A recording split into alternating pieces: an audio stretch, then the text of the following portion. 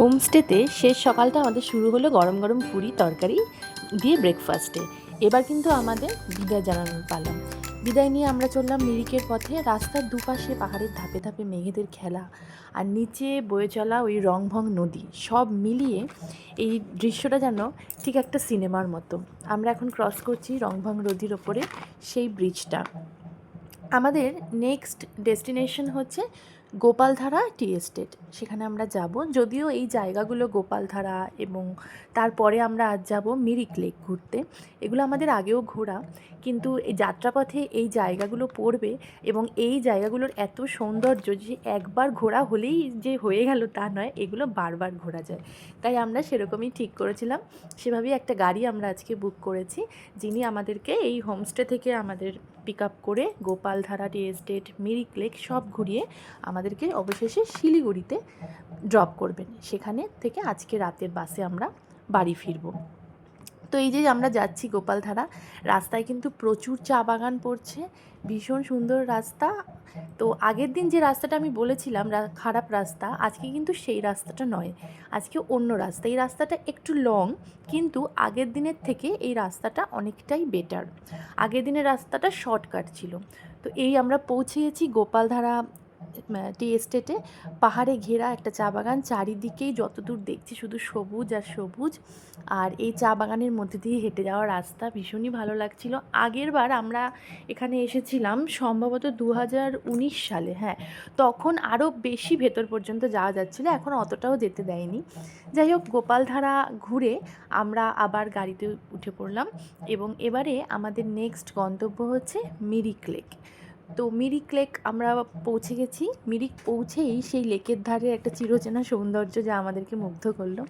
লেকের নীল জল আর দূরে পাহাড়। আর এখানে এসেছি আর পাহাড়ে এসে মোমো খাবো না গরম গরম, তা তো হয় না। তো প্রথমেই মোমো খেয়ে নিলাম এবং তারপরে টিকিট কেটে লেকের ভেতরে ঢুকে পড়েছি। এই যে দূরে একটা ব্রিজ রয়েছে, ওদিকেও যাব একটু পরে, আগে এই দিকটা একটু ঘুরে নিচ্ছি। লেকে অনেকে বোটিংও করছিল। তো লেকের ভিউটা তো ভীষণ সুন্দর। আর সেদিনের ওয়েদার ছিল কিছুটা কখনো কখনো মেঘ করছিল, আবার কখনো কিন্তু মেঘ সরে গিয়ে খুব ঝলমলে রোদ উঠছিল। এখন আমরা এই ব্রিজটার ওপর থেকে চলে এসেছি লেকের এই পাশে, আর ওই দিকে দূরে আই লাভ মিরিক বলে একটা লেখা ছিল, সেখানেও গিয়ে আমরা বেশ ফটো টটো তুলেছি। এখানে কিছু পাইন বন ছিল, যার মধ্যেও আমরা ঘুরেছি অনেকক্ষণ। বেশ অনেকক্ষণ আমরা কিন্তু এইখানে ঘোরাঘুরি করেছি। এই যে এই লেকের জল ভীষণ ভালো লাগছিলো, চারপাশে পাহাড়, দূরের ওই কিছু হোটেলস রয়েছে, কিছু বাড়ি রয়েছে, যেগুলো কিন্তু দেখতে ভীষণই ভালো লাগছিল। এখানে ঘোড়ায় চড়ার বন্দোবস্তও আছে, অনেকে বাচ্চা এবং অনেকে ঘোড়ায়ও চড়ছিল। তো আমরা আর ঘোড়ায় চড়ার রিস্ক নিইনি, আমরা হেঁটে হেঁটে পুরো পার্কটাই ঘুরছিলাম এবং বেশ কিছু ফটোস তুলেছি। এইটা হচ্ছে একটা পাইন বনের একটা অংশ।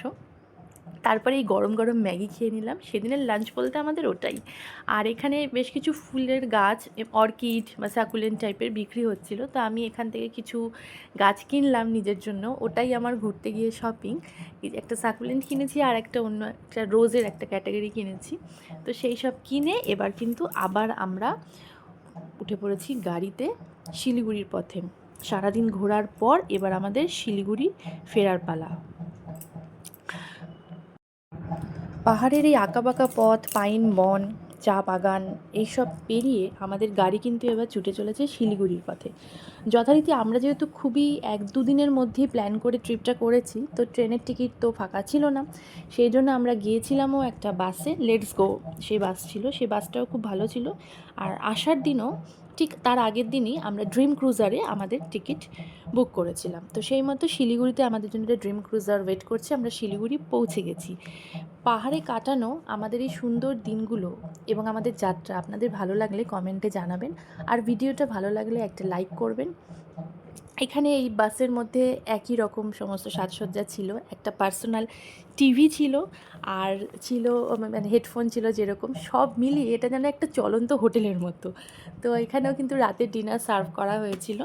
তো রাতের ডিনারে ছিল কেএফসির একটা রাইস বোল ছিল, আর কোল্ড ড্রিঙ্কস ছিল, আর এই যে টিভিটা রয়েছে এর পেছনে কিন্তু এই ব্যাগ রাখার জন্য একটা বক্স মতো ছিল, যেটা আমার খুব ভালো লেগেছে। আমি যে গাছগুলো কিনেছিলাম সেটাও ওখানে রেখেছিলাম, আর আমাদের যে হ্যান্ড ব্যাগগুলো ছিল সেগুলো ওখানে রেখেছিলাম, তাতে জায়গা আরও বেশি সেভ হচ্ছিলো। এই যে রাতের ডিনার, একটা KFC রাইস বোল ছিল, একটা কেক, একটা ফ্রুটি আর জলের বোতল ছিল।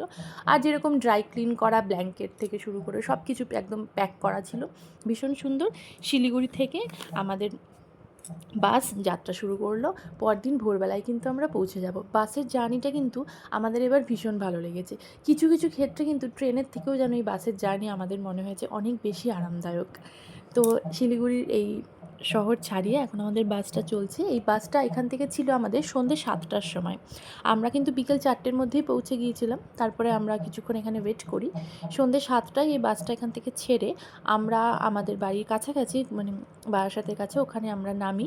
পরদিন সকাল 7টা নাগাদ আমরা কিন্তু নেমে যাই এবং স্মুথ জার্নি। বাস রাস্তায় দুবার থেমেছিল, যেমন ডালখোলা পেট্রোল পাম্পে সেখানে থেমেছিল, সেখানে ওয়াশরুমের ব্যবস্থা ছিল। এছাড়া কৃষ্ণনগরেও থেমেছিল, আর ডালখোলার ওখানেই কিন্তু ডিনারের ব্যবস্থাও ছিল, মানে কেউ চাইলে নেমে তারা ডিনার করতে পারে। আমরা আমাদের কাছে যা ড্রাই ফুড ছিল সেগুলো খেয়েছিলাম, আর ওখান থেকে যে আমাদের ডিনার সার্ভ করা হয়েছিল সেগুলো খেয়েছিলাম। নমস্কার, ভিডিওটা ভালো লাগলে অবশ্যই লাইক করবেন।